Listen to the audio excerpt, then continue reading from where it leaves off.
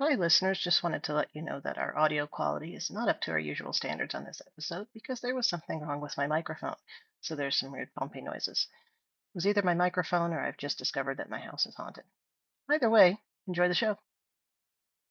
You're listening to BQN. Assimilate the audio.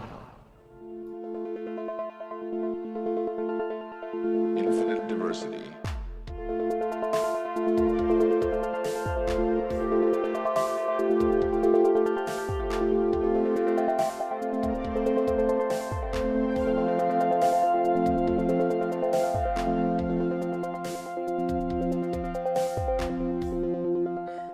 Live long and prosper, and welcome to Infinite Diversity, a Star Trek Universe podcast here on the BQN Podcast Collective.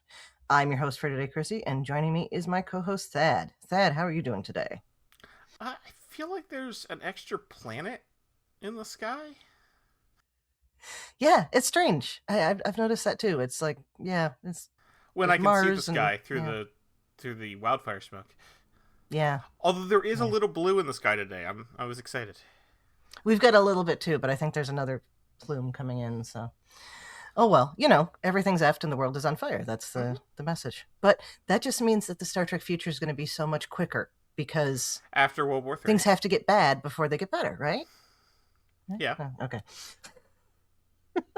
All right, well, also joining us today So are you saying Dr. we're going to have 40 years of awfulness to live through until... Oh, I hadn't thought of it that way. Well, I mean, think about it. That's less than, well, in the original telling, the Third World War was in the 90s, so that's actually less true. time than. Fair. Although had they decided 2161? Yeah, I don't. Anyway, okay. They had not decided. 2063. Wrong date. Okay. Yeah. They had not yet decided So, that until. Listeners, this is the first time we're back after 4 months, and it sounds like it. Anyway.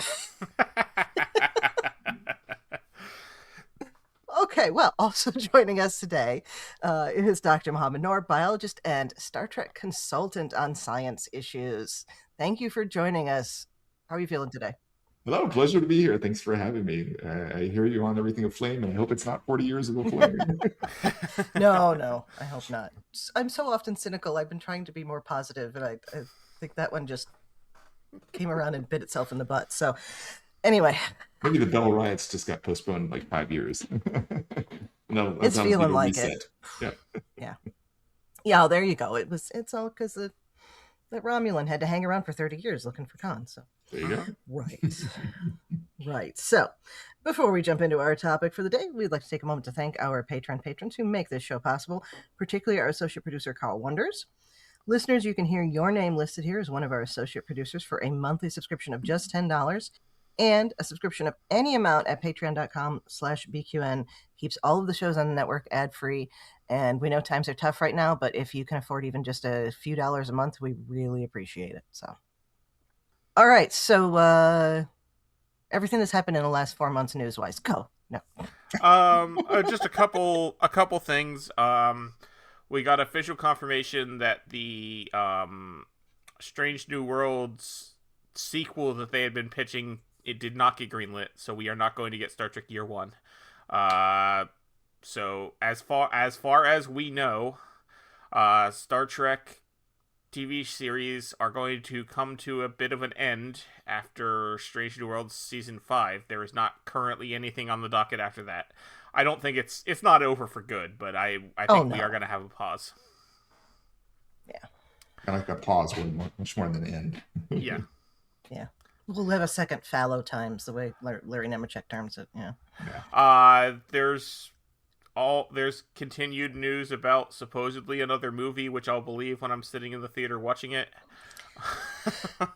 I'll believe it slightly before that because, I'll need to believe it to buy tickets, but...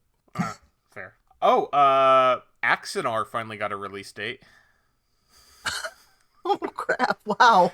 At the same time, after At the same time that they announced yet another Kickstarter for the documentary about Axanar, so we'll see how that goes. What's the release date? I thought it was sometime this month. Oh, that's good.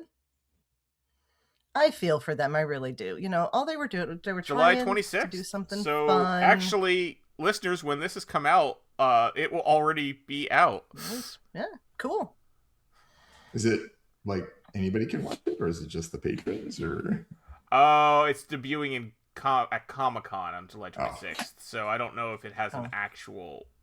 But I would assume it's gonna be straight. It would be up on like YouTube or whatever. Like they literally can't sell it. Like there have been many drawn out legal issues have proved that. So yeah, I'm curious if Paramount will be okay with it coming out.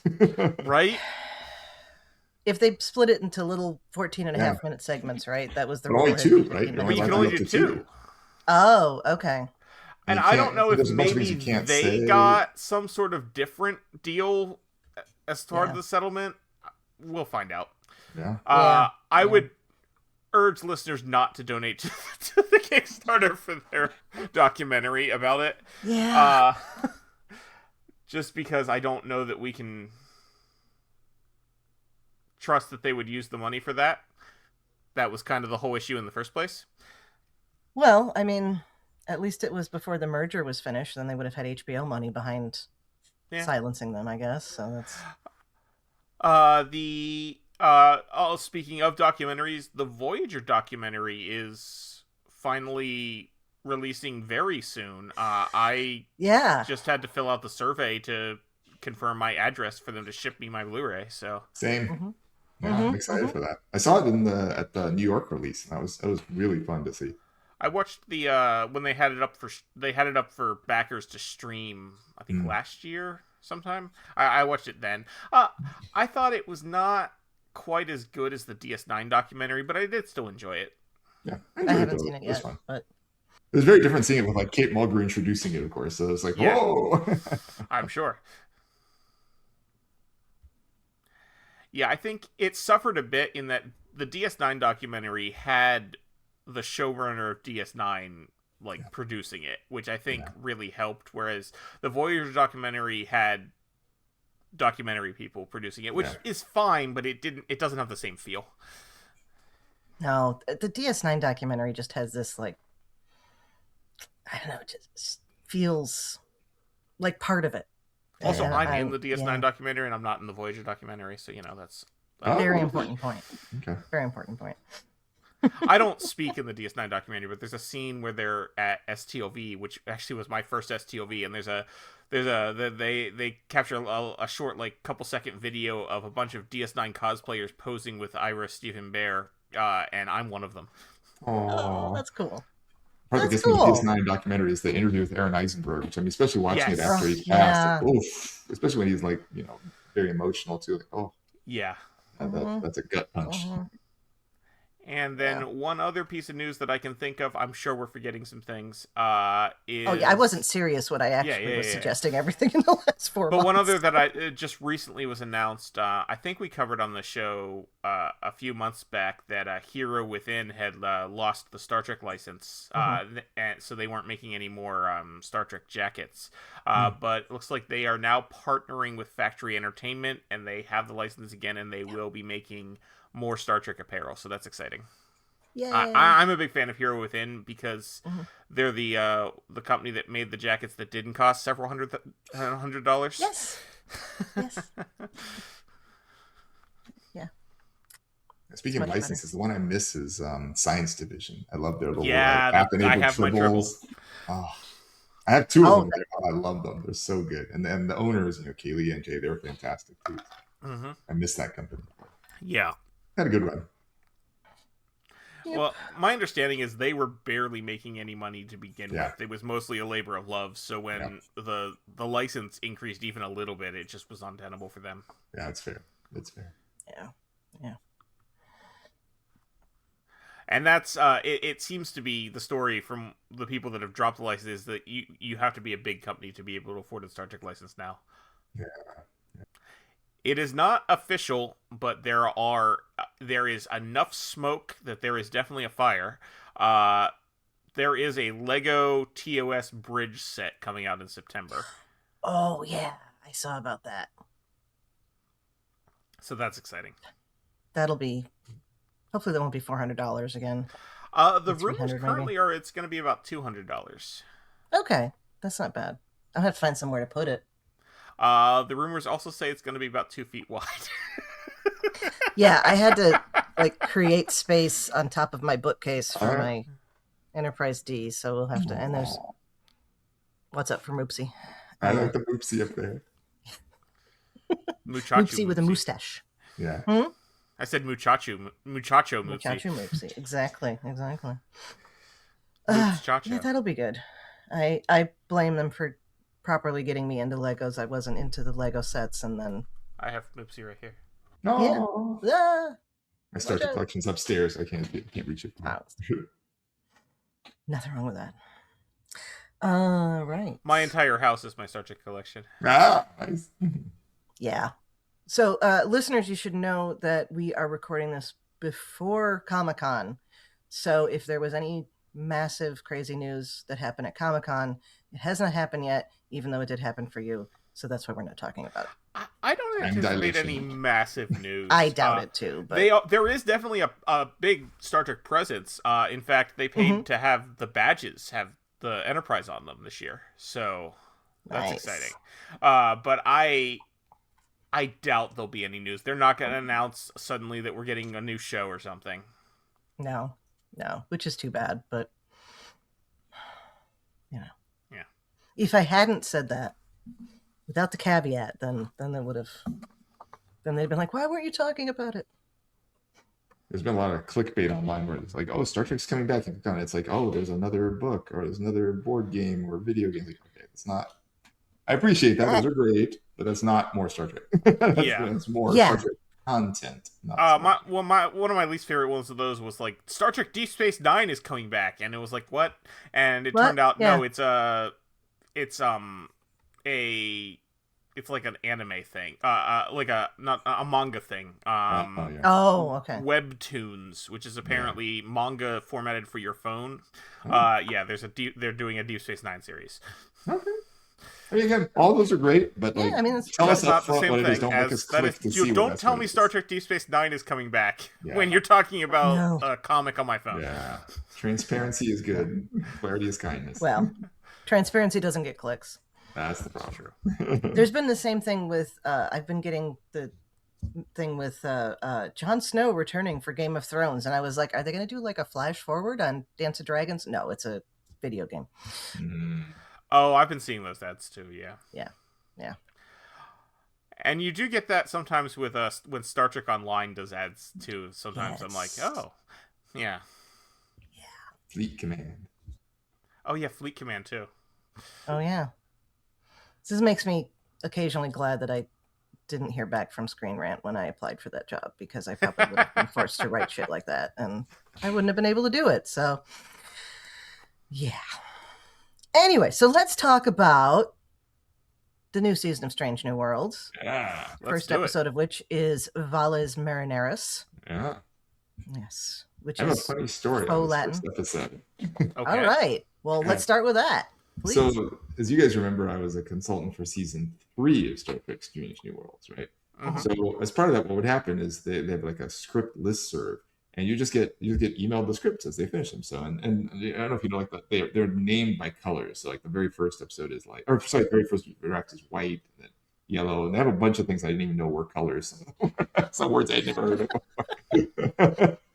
But I think it was about 2 years ago, I got emailed like episode 401 script white, and I was like, it's funny, I didn't have a contract for doing them, so I shot a quick note saying like, hey, just checking, did you guys want me to consult? I didn't have a contract or anything like that. I'm happy to do it, just let me know. Yeah, they just forgot to take me off the listserv. But you got to read the first draft? I got to look at the first draft of the first episode, which interestingly then, like when we got the screeners for the episodes, I was very curious because I had never compared like the first draft with what was out there. It was really, really, really close. I mean, there were minor tweaks here and there. I'm assuming this is okay to say because I'm not saying anything. Oh yeah. Oh yeah. I'm saying from a Paramount perspective. I'm assuming. Oh yeah, probably.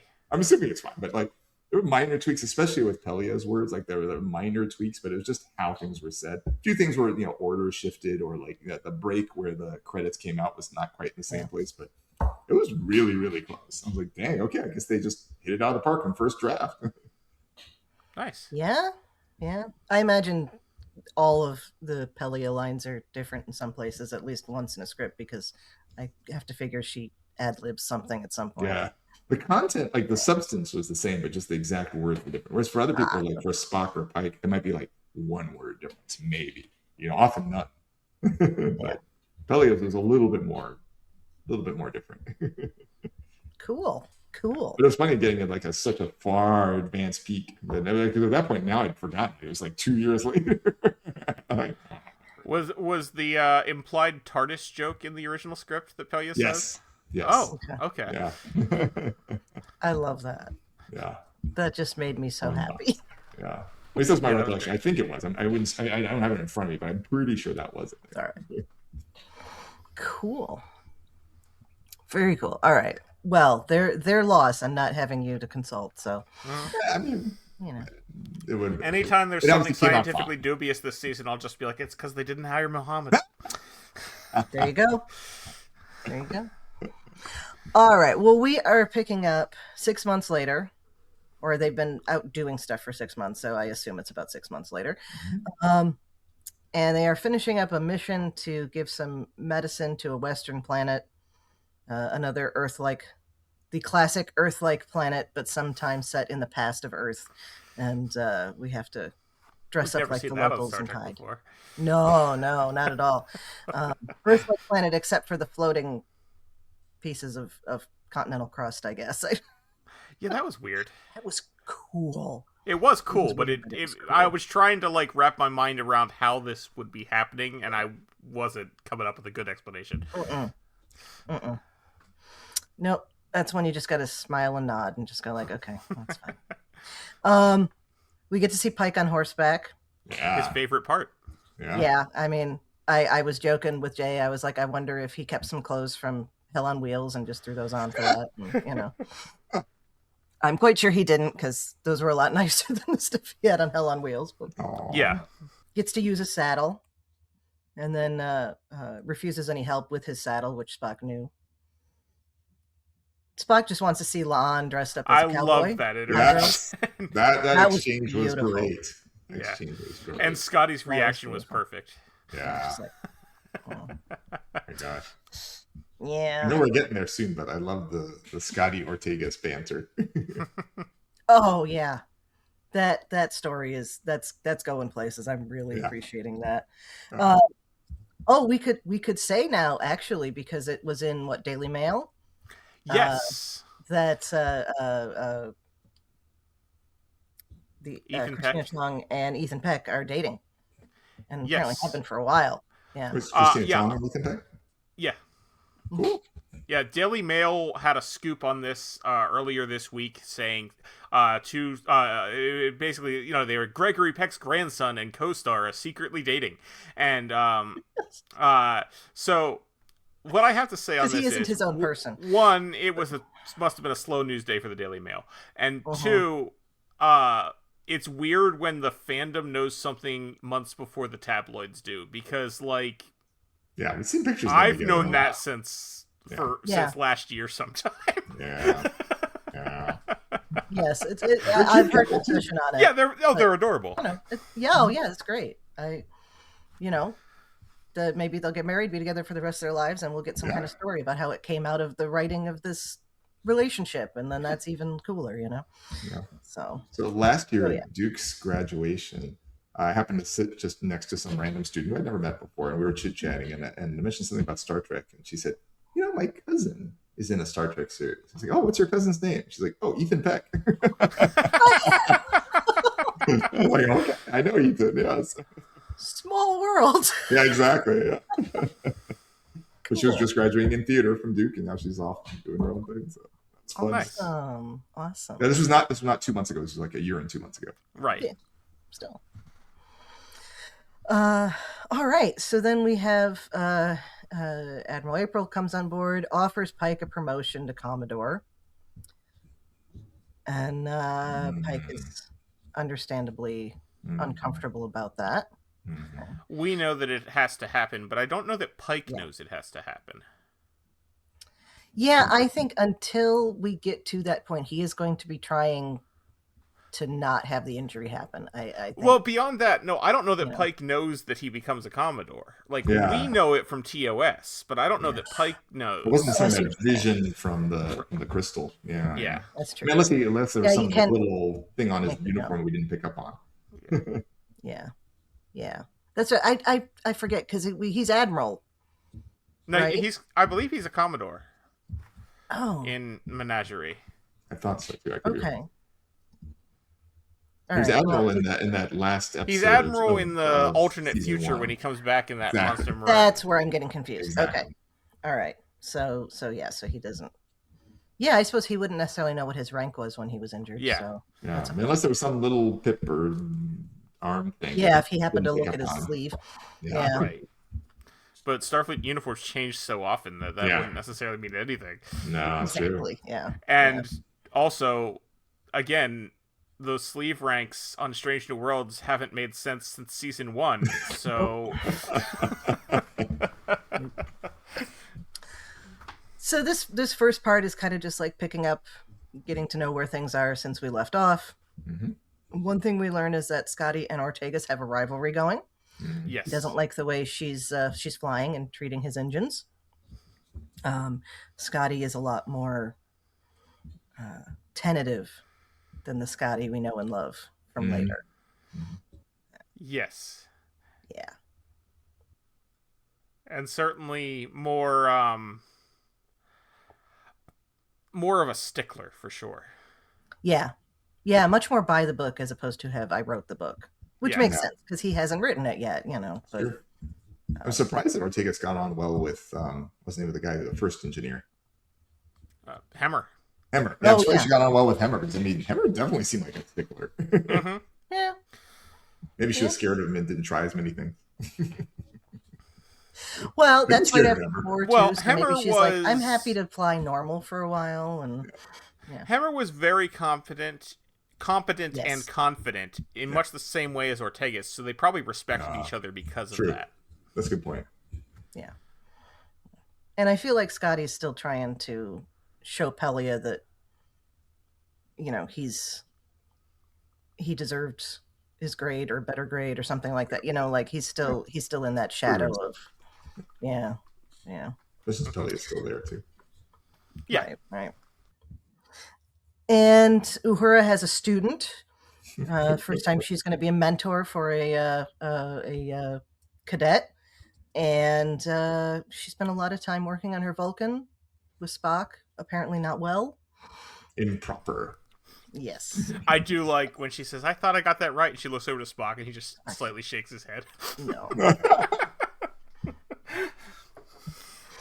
No, that was beautiful. But I happened to catch Final Frontier was on one of the channels, and this Uhura, I don't hate it. I love what it could have been, but I'll watch it over Section 31 any day. Oh gods, yeah, no question there. The fan dance has always bothered me. Yeah, I was wondering if we're going to the fan dance. Since you said Final Frontier, like, oh yeah. But I feel like the Uhura we know here is more likely to do that. So I feel like we're kind of like, I can see this Uhura doing something like that. So that makes me feel good when I okay, she's hearkening back to her younger years and doing something that, still doesn't make sense. Actually on the Paramount streaming channel. There we go. Too. There we go. Right. So then we go to where I was expecting the credits to pop up and it didn't. We have a new mission. Yep. And we're going to go observe an interstellar storm. Then we learn that Pelia was interstellar squall. Okay. So I'm glad you said that because, all right, listeners, we're doing this early from the screeners. and the screeners do not have closed caption. Paramount, if you are listening, yes, seriously, please. That's a problem. Okay, it's a problem. All of us are. I appreciate that we got to see how the that one alien was spelled on screen at one point. Yes. I've forgotten the just something. The Dolman or something. Doldrum. Doldrum, yeah. That's it. Yes, which I probably misspelled in the outline because I didn't. But I appreciate that we saw that on screen. But yeah, it's a real accessibility issue. Not just we being annoyed as screeners wanting to see how things are spelled. There are people who review things who have auditory processing issues or hearing issues and need those captions. So please, it's built into the system. What bugs me is I can go into the menu and tell it to turn on captions, but nothing happens. Exactly. Mm-hmm. That was actually much harder even for Starfleet Academy because there were so many new things introduced. I'm like, what Academy was that name? What was that? What was that species? What? At least this one, it wasn't so many new things. I was so happy when Prodigy Season 2 was on Netflix because those screeners were was the version that ends up on Netflix, so it had subtitles in 6,000 languages, and it was great. Yeah. Mm-hmm. But it doesn't make sense. If you're sending out, you have that much of it done. This is not like we're watching storyboards. We're not watching, it's no, and I've been impressed with the video quality this season. Sometimes it's a little blurry, but this season it's looked really good. It was really good. I agree. Cool. Yeah. So, whatever. Paramount, if you're listening, that's a point that you need to deal with. So, yeah. Right. So, the reason I brought that up was because I thought at first they said squall, and then Pelia called it a storm. So I heard that better, so I called it a storm. Well, I mean, but they are same. Yeah. And then we come to something that Trek and Doctor Who fans all screamed at. Pelia has seen one once from a phone box. Yeah. Yes. She thinks it was from a phone box. Yeah. She thinks it was from a phone box. Love that. Which, yes, definitely a sneaky little Doctor Who reference. This episode would have been written around the time that they were teasing the possibility of a crossover that never happened. It was turned out to be on the mobile games. Yeah. Yeah. I like to retcon her into well, she can't really be River Song, but it kind of works. There's a similar attitude. Yeah. I like that. I like that they throw that little stuff in. It's fan service done right because it's, well, if you didn't know Doctor Who, you would be a little bit confused. You would just think it was a weird thing Pelia said. But it was just a weird Pelia thing, yeah. So exactly. I like that. So then Uhura gets a mayday. And it's appropriate in this episode, which feels very much like a Doctor Who episode. It does. It really does. It does, yeah. If somebody had said timey-wimey in it, I might have just oh my god, freaked out. Yeah. So then Uhura gets a mayday from inside the storm. They're watching it. They're all oohing and awing over it, which it is really cool. Then they try to go in for the yes, go in for the they go in for the distress signal, and they get caught up in a storm, and there's the timey-wimey, and they get kicked back into the past, but they don't know it yet. Yeah, and like the Voyager episode Parallax, the distress signal was their own distress signal. Yeah, I love that. So they know that there's iridium on the third planet. They send out a marker and a distress call, which is what they are responding to later. Interesting. There are they know there are at least 4 planets, and 3 of them are, or at least 5 planets, and 3 of them are M class. Yeah. Which will come back later. Yep. That was cool. I see you, Kira. Okay.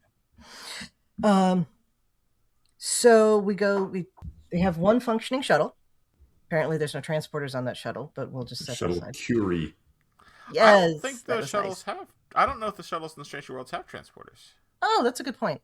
Oh, good question. I thought about that. That's true, because TOS one's definitely doing TOS that. didn't. No, the so, TOS I don't think you're they right. do. Okay. All right. I think that was a TNG and later thing. Cool. Then that's that doesn't need to be waved away. Actually, I'm not even sure if the shuttles in TNG have transporters. I know the runabouts do. Aren't they in a... Wait. No, they transport Picard onto the shuttle in Best of Both Worlds. Don't they? Okay. Do they? Yeah. Okay. I think. Yeah, and then the shuttle gets blown up right before they get beamed on the ship. Okay. Yeah. Okay, so... Anyway, so they have one functioning shuttle. They go down to the third planet. The shuttle has that really cool thing where the staircase goes into the nacelle. I love that. Beautiful. How, like, the cool. part of the nacelle pulls away and then the ramp goes out through it. Oh, that was so cool. Yeah, not very practical. Like, I don't actually know why you would design it that way. That's overcomplicates it for sure, but it looks cool. The effect is amazing. I agree. Yeah. La'an sees something very large on the tricorder. They then try to... and then we have the credits. And then she tries to stun it. It doesn't react to the stun setting. The unseen animal, as it says in the script. And it turns out it's a T-Rex. Yeah. Which is pretty cool. Yeah. T-Rexes are always cool. Yeah. Also indicates that they're on the North American, or what will become the North American continent, since that's where we see the T-Rexes. So were giant mushrooms a thing in the Cretaceous? I don't know about that era. I mean, there definitely were giant mushrooms. I don't know if it was specifically at the same time as those dinosaurs, but there definitely were giant mushrooms for sure. Because fungi are older than... Yeah, no, I know fungi, right? But like, there's like... but they have like mushroom trees all over the place, and I was like wondering if that was actually a thing. So this goes back to the whole Paul Stamets, the real Paul Stamets, not the TV Paul Stamets. But I mean, he actually has like images and videos in his TED Talk which show these like giant fungi and stuff like that are meters tall and stuff like that. But I don't know if it's exactly 65 million years ago those existed or sometime in the past. That I'm less clear on that piece. I mean, I'm sure somebody knows. I just don't know off the top of my head. But there were at the time giant mushrooms, or at some time in the past giant mushrooms like that. Okay. I mean, like everything was bigger in that era because it's just there was more oxygen in the air. Oxygen and I know they have those like enormous dragonflies and stuff that could not live today because there was not enough oxygen. It wouldn't work today. Not so many giant mammals though.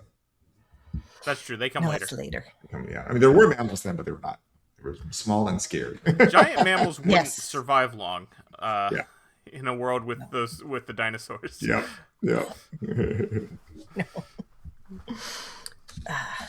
But that's why we need the Enterprise to hit it with the... There you go. The meteorite. So they're working around... Sorry, this is way out of order, but this bugged me when I watched it, so now I have to say it. We see the asteroid hitting Earth. It hits in the right spot, but they already have the coast with the big divot where the crater is before it hits. Yeah, it wouldn't be recognizable otherwise. I mean, it's again story. I know, but the reason what is that? But now you see that's Mexico. But that section of the Yucatan looks like that is because it's a giant crater. Yeah. I get it. I mean, honestly, I would have made the same choice as them, even though I know it's not accurate. It's just because people will recognize it. Otherwise, like, what is that? Yeah. Otherwise, the opposite conversation would be going on the internet about it, and there'll be a Reddit thread, So. Yeah, fair. Yeah. So they're trying to work out how to get around it. This bothers me. Okay, I know, and this is like really me being pedantic, and I'm sorry, but that's what I do. Like Thad's like, nodding. As if I don't. T-Rex, right? This is a T-Rex that is feeding. It's not paying attention to them. Okay, it has no reason to pay attention to them. So they could have gone around. Well, even then, though, by the time they come back to Unan's got to, holler at it to get its attention. They could have gone around it. I would think so, yes. But that's not fun theater, so it's, I understand. And I also question, like, I get the idea of the butterfly effect, but I question the idea that killing a single T-Rex would prevent humans from evolving on Earth. Yeah, I mean, given that most of them die off anyway, pretty soon. And we find out that they're all going to die very soon anyway. Yeah, exactly. Odds are this would be fine. Yeah. I the further back you go, the less relevant I feel like that is until you get to the point that Q and Picard were in All Good Things, and then that's a different issue. Now, if you start killing random mammals, that could cause a problem. That'd be a big problem. Yeah, I agree. Yeah. It's like all of a sudden, like, beavers don't exist or something. I don't know. Or just like specific humans never happened because you killed their ultimate ancestor. Yeah. Oh. Also a possibility. I love that time travel stuff. Yeah. No, but yeah, given the T-Rexes are about to go extinct, like, okay, I mean, like, going extinct, a week early. Okay. Yeah. I do know that it is appropriate for T-Rexes to be here because they were there at the end of the... Yep. Because unlike Jurassic Park, where almost all of the dinosaurs in Jurassic Park are actually from the Cretaceous era. Because those are the dinosaurs people know. Yeah. And Jurassic sounds cooler. Yeah. Yeah, credit to Strange New Worlds writers. They do a good job, generally speaking, just trying to look this stuff up, make sure it's accurate. Even without you, they managed to get the science right. Yeah, no, exactly. I mean, they have the Erin McGon, obviously, who's like fair. Yeah. So she's got them covered very well. Have you especially ever seen in physics, but in general too. Yeah. Have you ever seen that cartoon on YouTube that is all of the other ancient Eon parks, where it's like Permian Park? Oh yes. It's Deinonychus and Deinonychus is my other nitpick with Jurassic Park, in that Deinonychus is a cool name. You didn't have to call them Velociraptors. Yes. You could have just called them Deinonychus. That still sounds really cool. And I meant to say Dimetrodon there, not Deinonychus, but that's all right. And then there's finally, they end with the one where it's just like microbes, and they're like, oh, okay. Deinonychus, or Utah Raptor. Utah Raptors existed. Mm-hmm. And that's what they are in the movie. And that's what we see later here, too. They were based on Deinonychus, I think, because Utah Raptor wasn't really wasn't as well known at the time. No, it wasn't as well known, but when Michael Crichton was writing the book, he was basing it on Deinonychus, but he thought Velociraptor sounded better. I thought, aren't they little? No, they're not. No, Velociraptors are little. Deinonychus is more the size of... No. In the book, I'm thinking of the compies attacking. Yeah. So, yeah. Anyway. Well, Velociraptor has that thing of like, people know that veloc means fast and velocity. Yeah, I think maybe Jurassic Park still would have been a success with Deinonychus. Yeah. Yes. And while we're at it, rest in peace, Sam Neill. Indeed. That one hurt. That was yeah. By all accounts, just a really good guy. Yeah. So, so I'm glad we're all in agreement that killing the T-Rex seems a little bit something not to worry about so much. But I do love that moment where Ortegas is like, did it eat her? And she hops up and said it worked. Yeah. I was half expecting her to have to climb out of its mouth. Oh man. That would have been... I'm glad they didn't do that. That would have been a little over the top. But I hear you. Image-wise, it would have been great. Realistic-wise, come on.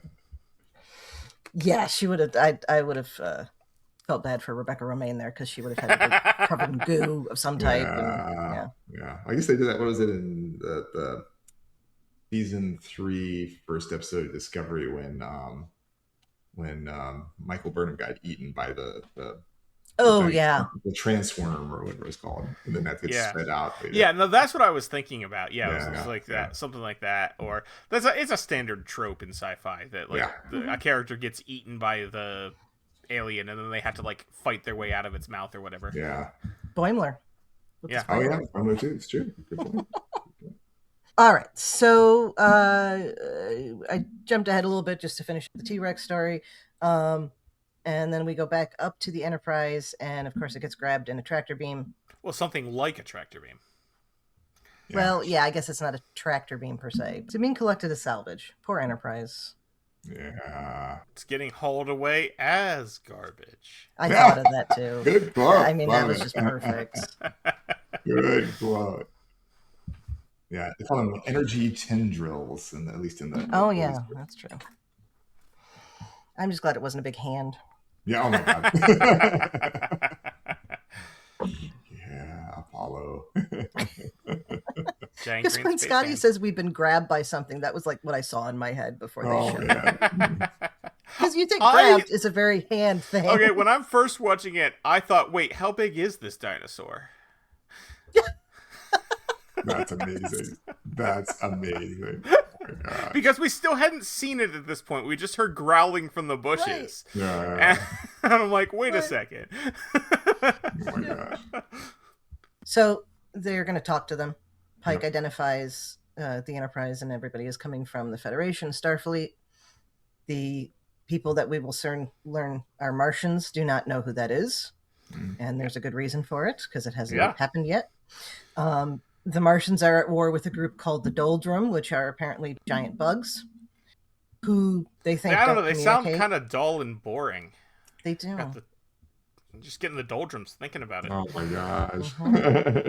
And they're like they're stuck. Yeah, they're very stagnant. There's no wind. Yeah, no, it's very stagnant. Oh man. I wish we got to see them. I mean, we see a little bit of one. Kind of. Yeah. We see the face of one as it jump scares Ortegas. Yeah. They have a back and forth. They basically just want weapons. Spock then figures out where and when they are. Yeah. And of course, it is, as we have already discussed, they are in the Sol system, 65 million years in the past. Yeah.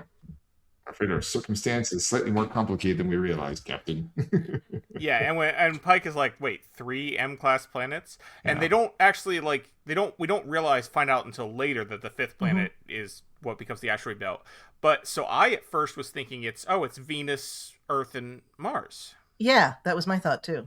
One quick minor correction on that. It doesn't become the asteroid belt, it gets added to the asteroid belt. And that's an important distinction too, because there was a theory a long time ago that's where the asteroid belt came from.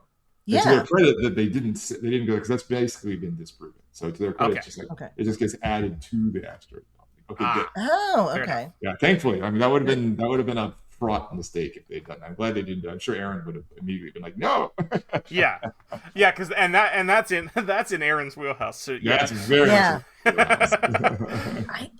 I don't keep up on that stuff like I used to. I didn't realize that had been disproven. That's cool. Yeah, or at least there's not. I mean, evidence is against it. I wouldn't say it's disproven. Disproven's always tough. Yeah, as much as anything. But yeah, my initial thought, it must be the 3 rocky planets in our solar system now that have atmospheres: Venus, Earth, and Mars. And things changed.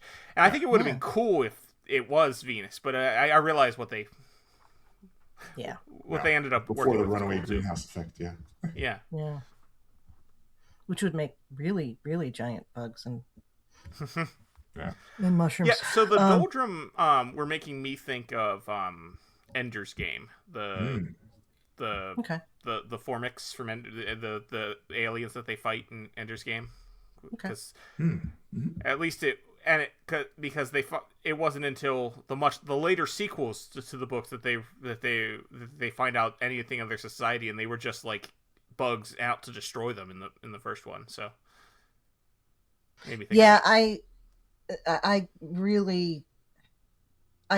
like how they presented them as saying, well, you can't communicate with them, they're just destroying things, but then they have spaceships. Yeah. So Starfleet brain says with each other, they have to communicate somehow to get into space. Yeah. I love that scene with the Martians are just, where Sam got to talk about exolinguistics. That was great. Yes. Yeah. Yes. And that's solidified it for me. The Starfleet historians are in blue, because if the anthropologists are in blue, then the historians must be in blue. Yeah. And they need Hoshi to help translate the insectoid language. Yeah. Yeah, no, blue makes sense for Starfleet historians. That's the uniform you should get. Yeah, social scientists. Yeah. So, yeah. I'd still like it if we saw an actual historian on screen. Maybe we will on Academy next season. So technically, we have seen historians on screen. They just were never wearing uniforms. Well, Marla, what's her face, was in uniform, but that was the original series. So, and there was the guy in the Big Goodbye. Yeah. But we never saw him in uniform. Yeah, he probably would have been in yellow, given that was first season. And yeah. And we digress. So we find out that these never. No, never. Yeah, these people are from Mars. Okay, so we'll call them Martians. Which is interesting because she's a woman, and I always heard men were from Mars. Yep. I'm sorry. No, don't be. That book has caused more relationship problems than it solved. But anyway. Oh man. By not acknowledging that people are just human, and Yeah. So. Sorry, I literally just the other day read an article about how harmful that book was. So it was nothing to do with your joke. It just was in my head. I have never read the book and never planned to.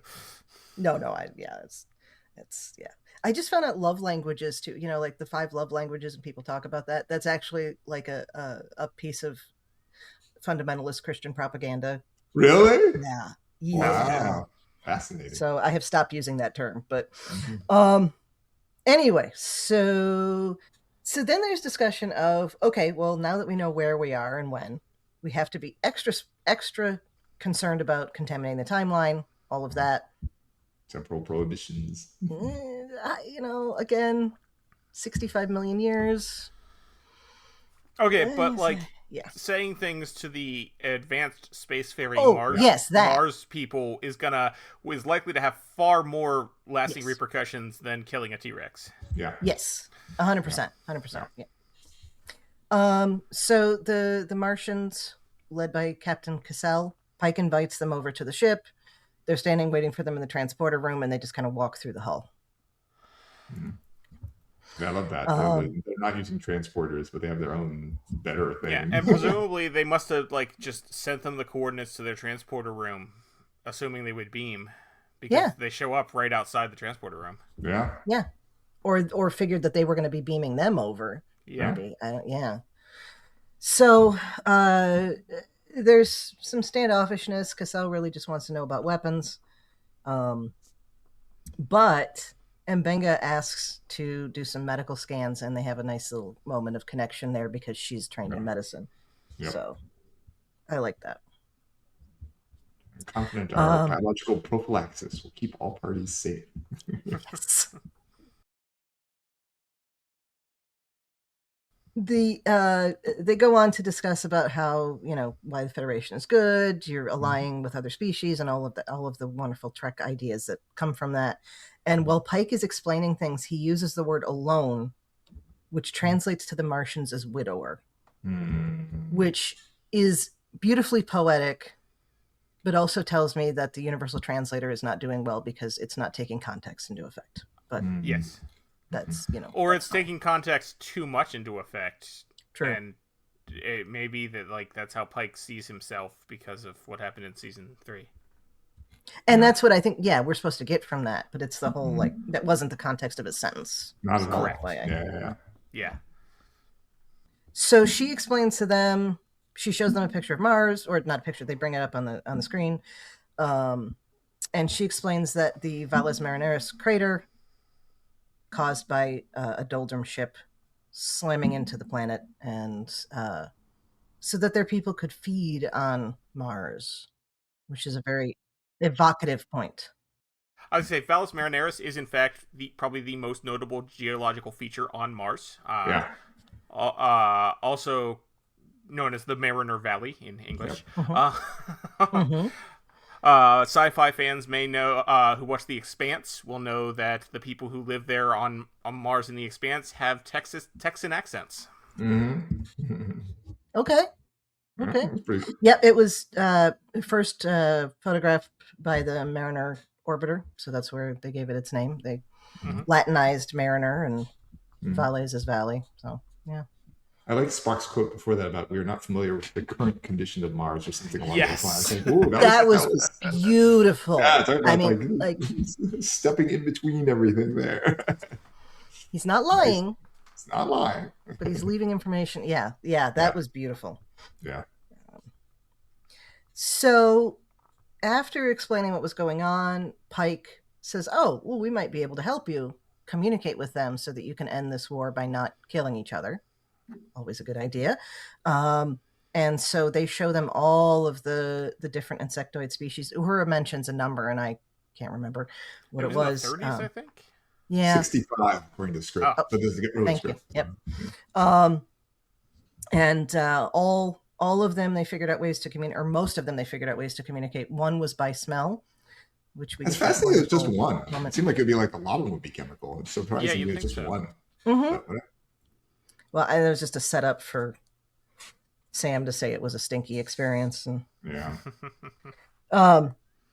so because of that, they end up with access to the computer. Yeah. Okay. So then they find out the truth about where Enterprise is from and when. And Cassell decides that means that she does not need to treat with them at all. And they go and steal the antimatter fuel cell. And she tells him basically, like, I'm doing what any good captain, what anybody would do. I'm trying to save my own people. So. I love Scotty's that tall, scary Martian lady just went off. Yes. Yes. It's funny. Yes. So back on Earth, we find out the source of iridium is actually a Doldrum colony ship that had crashed. Had been shot down. Shot down and then crashed. Yes. Yeah. They're being watched by Utah Raptors, or I guess they could be Deinonychus. Yeah.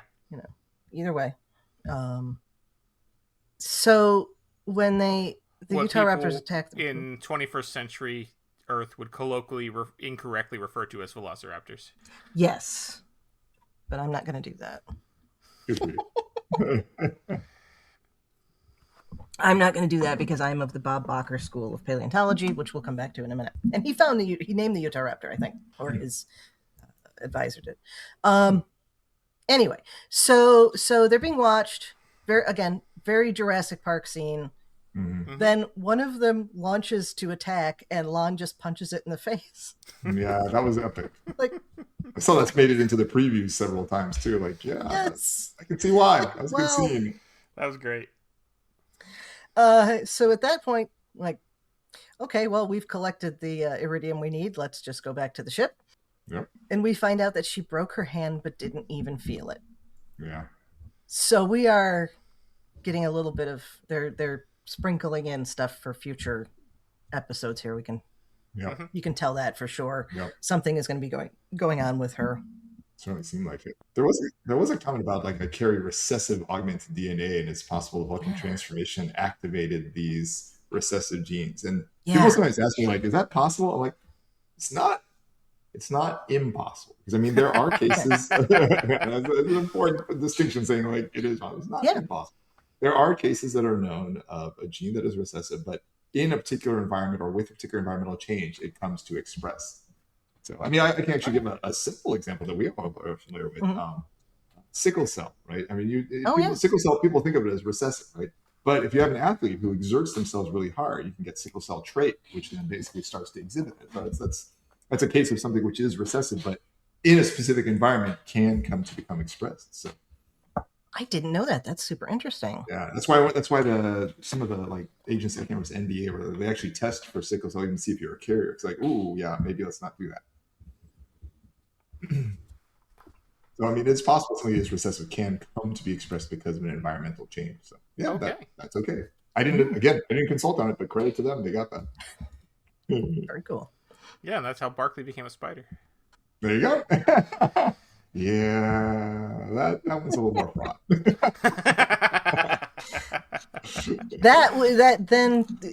Then you have to worry about, like, it's not just about, do you kill the T-Rex? Is it going to be a problem? If you just step on a spider, is it going to be a problem? Yeah, so, and also, we have no spider ancestors. No. Spiders are our cousins. They're not our ancestors. Yeah. Always bothered me.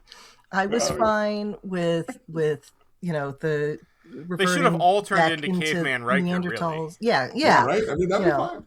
By that. And like, though again, that assumes that introns have this stuff anyway. Because I mean, intron is also the wrong term there. What they meant was pseudogenes, but they're still functional. Like, there's so many issues. But anyway, I like that Worf turned into like a dinosaur, because I liked the idea that Klingons were based on but that would have worked better for like Cardassians and yeah. I mean, like we have, for example, like we have vitamin C genes in our bodies, but like they're broken. It's not like oh, I'll just activate it. Like, no, it's broken. Cool. Okay. So is it Mbenga or Chapel that says you're not going to go take over the universe now, are you? And she's like, I don't know. And that was Chapel. Okay, that's what I thought. And it was that was a moment. Yeah. Because you really feel it. Like, is she joking or is she serious? And I just, that was good. Oh, sorry. Actually, it was Mbenga who said, "Now you're going to take over the galaxy." But as Chapel said, "You're maybe carrying Khan's genes, but I'm betting that's not who you are." Sorry, I got that too backwards. Yeah, it's okay. Either way, it works. So. And she just like says thank you to Chapel, but you can tell that she's not convinced. Yeah. Right. So they use the Iridium to detect the tech and fix the Enterprise, get their power back.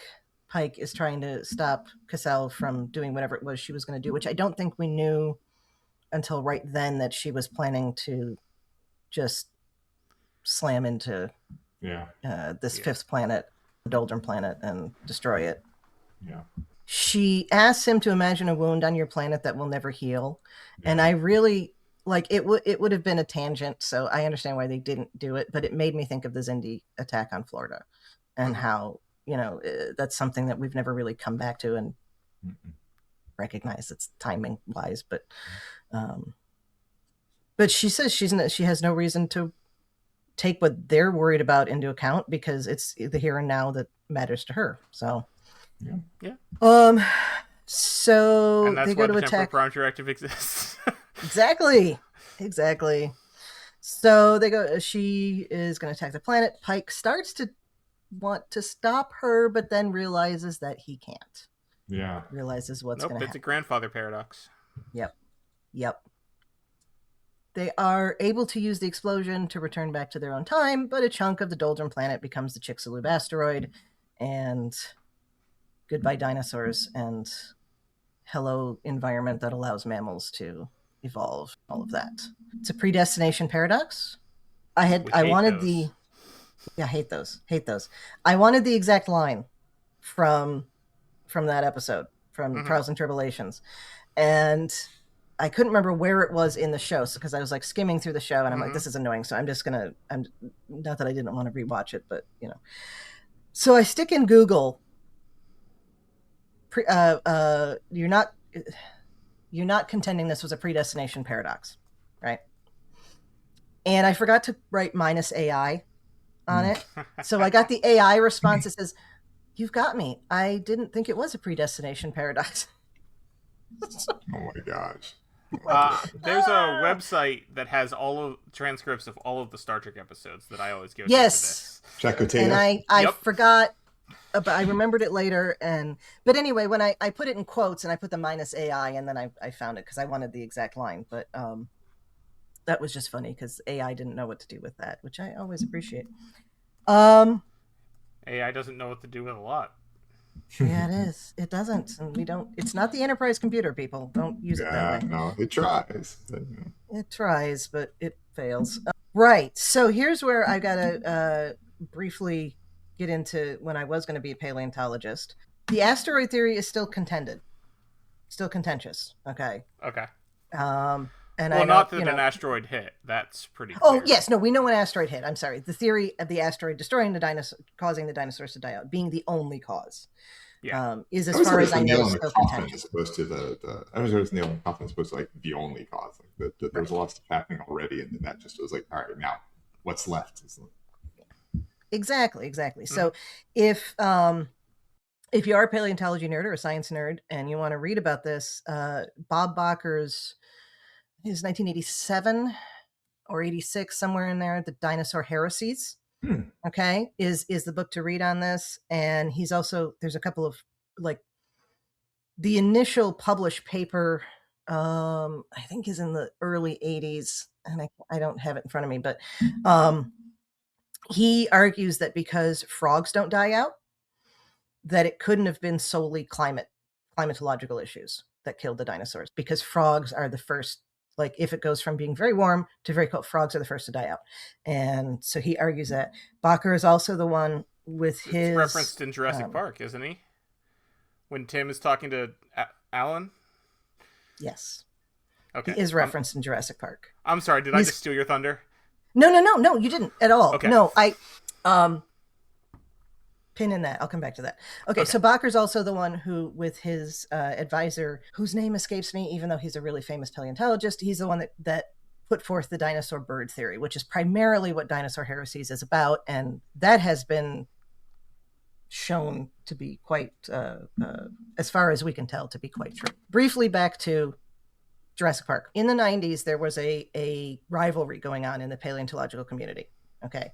There was Jack Horner, okay, who was the guy who argues that dinosaurs actually did care for their young, or at least some of them do. He's the one who found the Maiasaurus with the, in fact, it's named Mother Lizard. World. Yeah.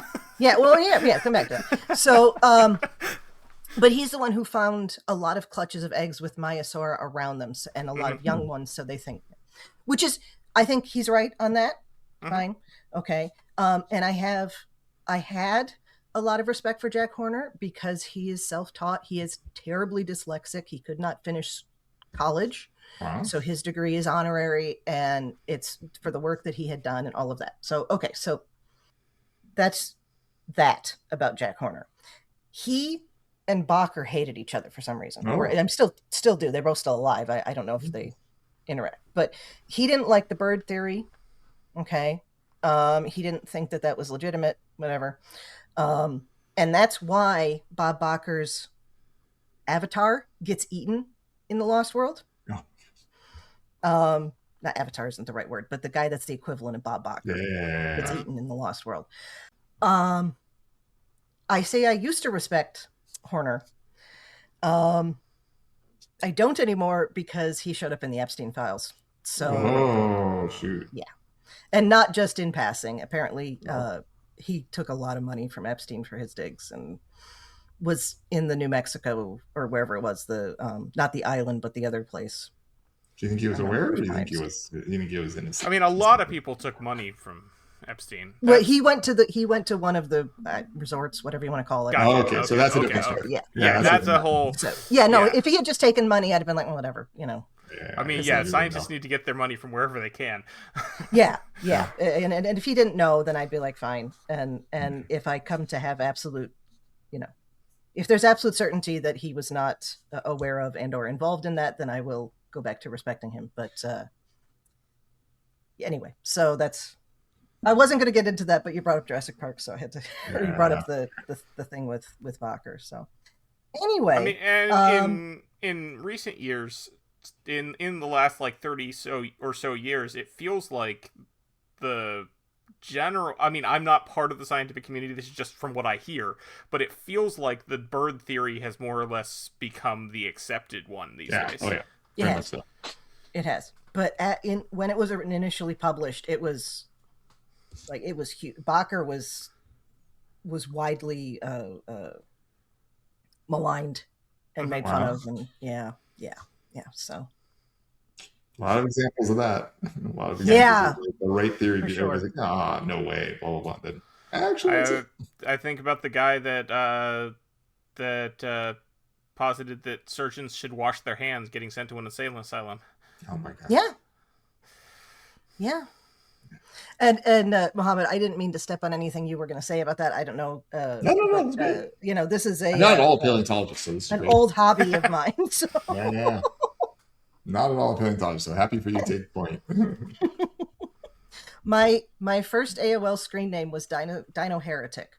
Wow, nice. Love it. Going back way, so I'm a dino nerd. But so Chicxulub asteroid. Yes, that had happened, but maybe they were dying out ahead of that, and maybe there were some afterward too.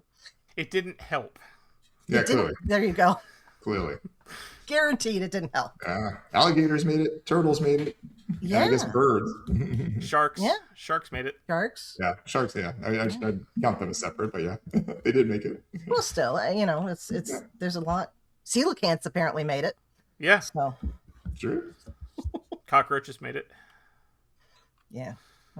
Cockroaches will, when the Earth is destroyed by the sun going nova, cockroaches will find a way to survive that. So, just very off topic, but Mohamad, what is the evolutionary explanation for the fact that alligators have been the same for millions of years? Oh, that's a great question. I don't know the answer. I mean, if I was to speculate, let me be very clear. If there's an alligator biologist out there who knows better, I have no idea. If I was to speculate, I mean, basically, it works. They have an environment that's they're well adapted to it. The environment hasn't changed so radically that they needed to do something completely different. So, it just keeps working. Fair enough. Yeah. That'd be my thinking on it. But I mean, again, if there's some alligator evolutionary biologist out there like that's not it. It's actually blah blah blah. Yeah. Defer to that. And let us know too if we have an alligator. Yeah, if you are an alligator, because I want to know. Yeah. Yeah, please. Me too. Actually, I'd love to know the answer too. So, after all is said and done, Pike tells everybody to take the night off. Yeah, he needs to too. He needs a break. It is interesting that how much he's broken by this one thing, and yet it eventually comes back to Vina. It's like, really? That's what you come back to? Okay. They're gonna give me some kind of explanation for that. She exists. He knows that Batel doesn't exist anymore. That's the best explanation. Also, Vina can become Batel whenever he wants her to. So true. Although, hey, they might. You don't know what sort of stuff they get up to. Don't kink shame. I'm not. Just imagine like any girlfriend being like cosplay your previous girlfriend. Like, ooh. It's a good way to lose a girlfriend. Not gonna go over well.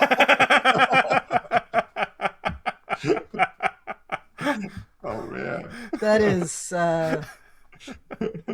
That actually is very much in keeping with how the original Star Trek was, and yeah. Oh my gosh. Yeah. Boy. Very. I'm gonna stop there. Okay. Anyway. Right. So he's talking to Mbenga, and this idea that Mbenga says something like, "You've thought more about the past and the future than anybody I know," and all of that, which I think is really telling, And I can't remember if Mbenga knows. Yeah, I was wondering. I don't think we've ever seen him talk about this with Mbenga. So that doesn't mean he hasn't. It's just I don't think we've ever seen that. Yeah. Yeah. Number one, we know. Does Spock know? I can't remember. Number Spock one knows. Yeah. Spock knows. Yeah. Okay. Because he was there for a lot of it. That's true. Yeah. Yeah. But yeah, I feel like if he told anybody else, Mbenga's probably it. Yeah. I remember alternate future Spock knew, but I didn't remember the regular Spock knew too. I believe Spock knows. Okay. Now you're making me second guess myself, but I'm pretty sure I think Spock because don't they talk about it at the end of Quality of Mercy? Well, that's but he says something like I feel like that I owe you a thank you, but I'm not sure why, or something like that. Yeah, yeah. But I mean, he would be more sure why, right? I don't know. Yeah, I think Spock knows. Season 1. Okay, fair enough. Yeah. I mean, it could be I just don't remember. Spock knows, everything, right? Have they melded? Have they mind melded? I can't remember. Because if he's mind melded with Pike, then he knows. Not that I recall. I don't think they have. Anyway, so there's this. What about the time when because he had to coordinate with something? Remember there was one time where yeah, they did that coordination thing. Was that with Pike or was that with somebody else? No, that was somebody else. It was like I can't remember who. Ortegas, maybe? See, this is why we don't do this live.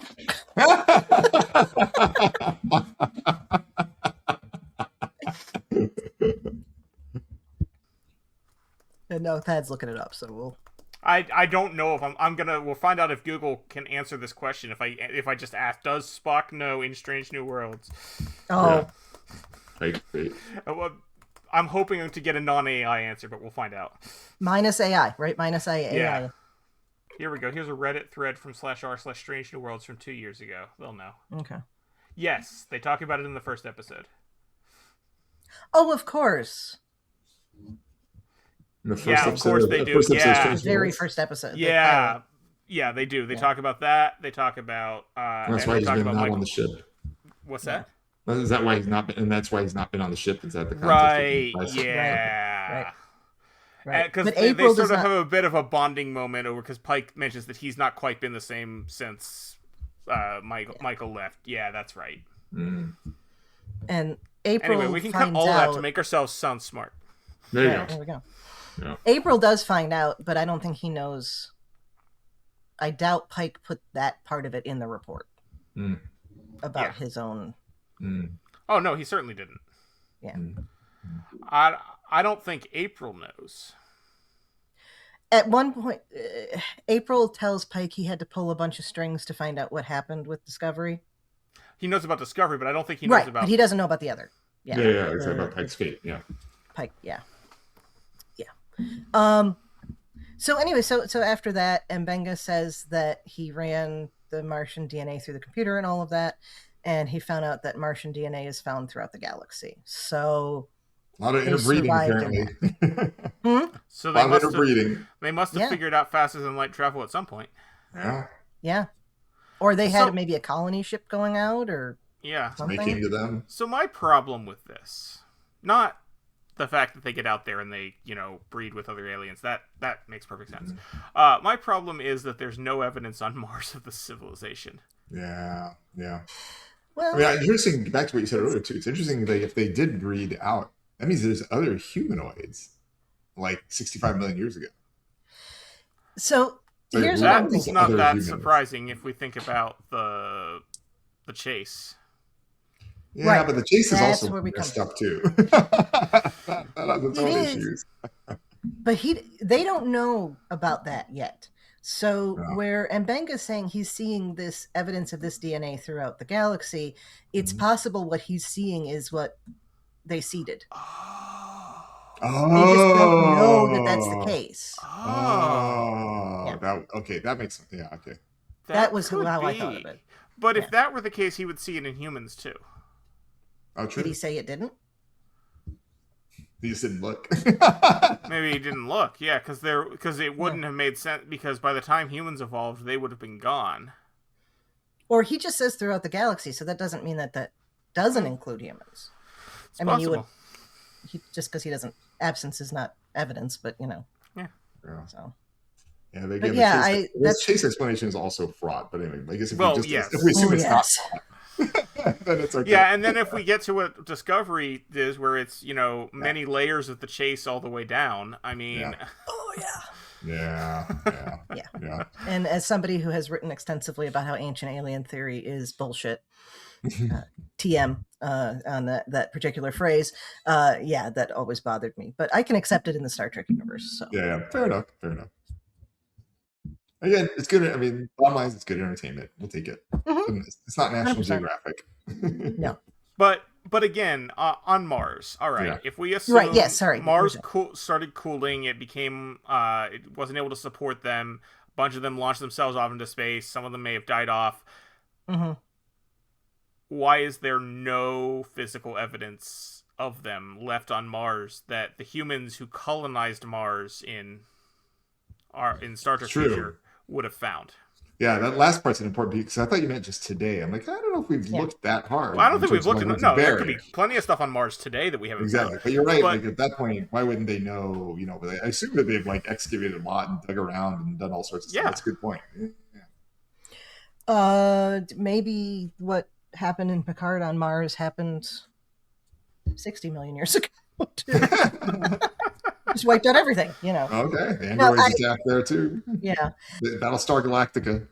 All these things have happened before, and all these things will happen again. I thought of that too, and again, I will default to just because we haven't heard about it doesn't mean it hasn't happened. Sure. But they do say, well, do they ever directly say there was no evidence of life on Mars? No, they don't say one way or the other. In the episode? Yeah. Good point. Although, contextually speaking, you'd think that if there was, that was known, then Spock would have brought it up. Yeah. They'd been like, oh, look, that's consistent with plot. It would have been exciting, Yeah. Yeah. Yeah. Fun stuff. Honestly, overall, it was a good episode. I give it. I very much enjoyed it. Oh no, I really enjoyed it. Yeah. I'm always going to have the couple things that I'm like, wait a second. Of course. And I also they know that too. The people who wrote it probably know that too. They're like, well, we're just trying to make a fun episode that everybody's going to enjoy. Like, it can't be perfect on every science thing and also like amazing entertainment. That's a high bar. Yes. Never forget the Heisenberg compensator. That's. Yep. How does it work? Very well. Very well. Yep. Just so we don't forget about this part, Pike tells April he doesn't want the promotion to Commodore, but he does arrange for Una to become a full commander. Yeah, I didn't realize they sit around. Yeah, I didn't realize she was that's either. That's because the wrist ranks don't make sense. Yeah. And they talk about Edgar Rice Burroughs' Princess at Mars. So now that's something that exists in canon. Yeah. If it didn't before, I don't know. And as with so many famous people from history, we can acknowledge that Edgar Rice Burroughs not the greatest guy. Yeah. Had some pretty non-woke views, let's just say. Yeah. We'll asterisk side note, we'll be discussing that type of thing. Thad and I will be discussing that type of thing with Abby Summers when we're talking about the new Little House on the Prairie. Oh, I haven't seen that yet. That will require some discussion about people with non-woke views. Yes. I love the ending bit when Una says it was amazing, and then they cut to that seeing all the various dinosaurs, and that was just that was just great. Jurassic Park. That was you have the Brachiosaurus and the T-Rex roaring, and it was just cool. So I thought it was a good episode, good season opener. Yeah, very strong. They found their footing very quickly. Some series take a while to do it, but Strange New Worlds actually found their footing very quickly. It's just like, all right, let's go. And it's fun. And they're still willing to experiment quite a bit, as we've seen. Yes. Yeah, no, I enjoyed this. I was excited. It was fun Star Trek. Yep. Yeah. They explored Strange New Worlds close to home. This is true. It was very, it had that heaviness of like, oh, the Enterprise is what caused the dinosaurs to die out, which caused humanity to be able to, or create a situation in which humanity could evolve. And I love that. But I thought it was good. Anything else we want to discuss with this after our many random tangents? This book, it wasn't mentioned, but there's a book. It's called Becoming Martian by Scott Solomon. Living in space will change our bodies and minds. But I was thinking about that with the Martians in there. But it's written by he's a fellow evolutionary biologist too. But it's very interesting because people always ask me, what would it be like if we were actually to live on Mars? And it's a very good view of it. So I recommend it. It's by, what's the publisher? MIT Press. Oh, just came out. Very good. Very good. So if people want a good read, that's a good one.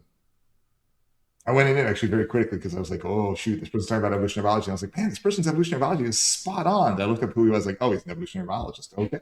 That helps. Yep. I was very impressed. Okay, now it makes sense. Was there anything you wanted to talk about in particular that we didn't? No, we hit everything I had. We had everything I had. Nice. Okay. All right. Well, thanks for having me on the show. Yeah, thank you for coming on. Yeah. Where can listeners find you online? Do you have anything you want to plug? Sure. You're going to be at STLV.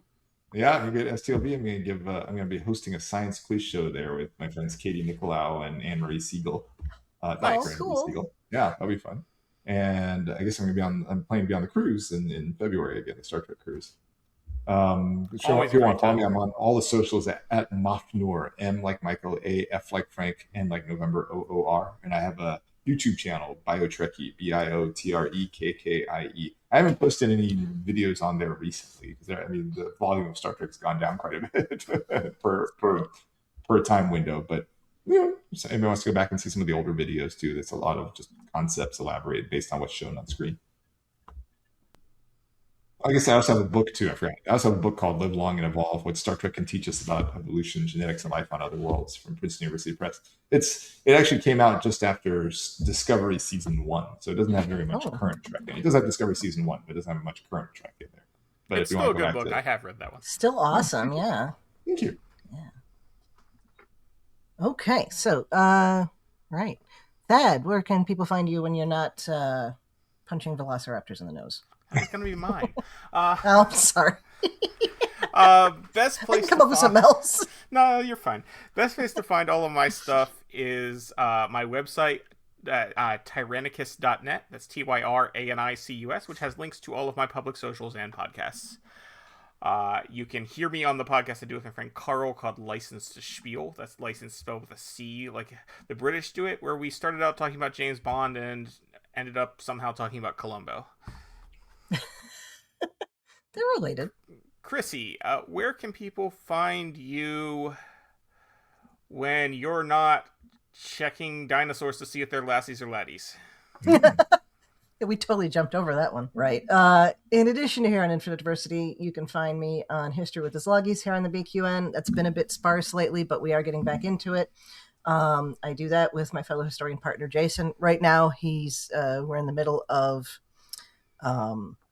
he's going through the history of Iran, so relevant.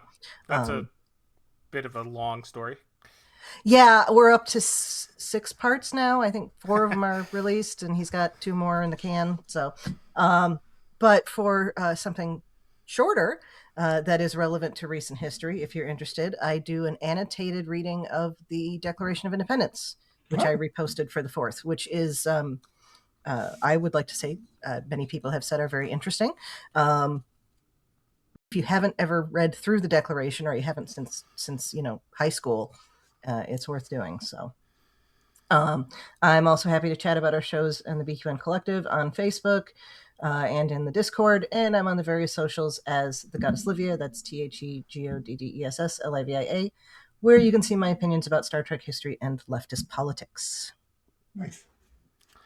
Don't forget all our other great shows on BQN. Here's a recording of Amy to tell you all about them.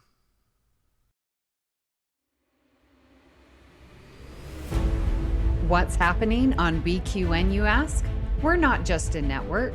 We're a universe of exploration, entertainment, and deep dives into the topics you love. Here's your star map to the sonic adventures awaiting you. Let's chart the Star Trek cosmos with all good things. Embark on a comprehensive journey through the entire Star Trek universe with the insightful crew of Amy, Christos, Kelvin, and Kristen. From classic to current, they cover it all. Galaxy class, engage! Stephen and Stefan pilots this Alpha Quadrant mission, meticulously covering all aspects of Star Trek: The Next Generation. Infinite Diversity. Stay current with the newest Star Trek frontiers alongside Chrissie and Thad. Union Federation. Whether your allegiance lies with Starfleet or the Planetary Union, Kyle, Kevin, Amy, and Haley offer a unified front, discussing both current Star Trek and the truly Trek at heart, the Orville. Crack open that book with Peter and the Trek Book Club podcast. Delve into a rich tapestry of Star Trek's beta canon. What's the tea, Bev? Christos spills the latest Trek news and fandom insights with an essential LGBTQIA+ perspective, complete with engaging guest interviews. Our visual voyages that you can find on YouTube as well as podcasts are Trek Masters. Think you're a Starfleet Academy graduate? Test your knowledge with Davey and MC's challenging Star Trek quiz show. And the View Screen. Tune in live on Sundays for your dose of a Trek-inspired talk show. Kelvin and Amy host new 8-week seasons each spring and fall. But beyond the final frontier, we have Bargain Bin Gamer. Davey and Mitch, your self-proclaimed gamer guides, lead you to digital treasures, unearthing and reviewing the most affordable video game gems. Cinema Z. Grab your metaphorical popcorn for Mark and Matt's cinematic deep dives, unearthing overlooked films that demand your attention. History with the Szilagys. In order to never repeat it, tune in as Chrissie and Jason deliver bite-sized snippets of historical events from around the globe and transformational journeys. Host Lex Rosa explores what it means to embrace authenticity in the face of societal expectations. You can unlock deeper levels of engagement with our exclusive patron perks. The Hive Mind is where you can join our random script readings, live reaction shows, and roundtable discussions. You can also now watch All Good Things as an extended video edit and get a background look into the creation of a podcast. Also, check out our back catalog of It's Green and Amy's Math Moments. Stay connected to our ever-expanding galaxy of content by following BQN Podcasts on Instagram, Blue Sky, YouTube, and Discord. We appreciate you choosing BQN to fill your auditory needs. Thank you for listening. Assimilate the audio. Thank you very much for tuning in to Infinite Diversity. Thank you to Zach Tripp for the wonderful theme music and Mark White for the awesome show art. Please subscribe in your favorite podcast player and don't forget to rate and review us there as well. If you want to reach out, you can find the network on the socials at BQN Podcasts or our show specifically at IDIC Podcast. You can also talk about any and all of the BQN podcasts in our Facebook group, the BQN Collective, and join our Discord server. When you next hear from us, we'll be talking about the second episode of Season 4 of Strange New Worlds, The Griffin Incident. Until then, peace and long life.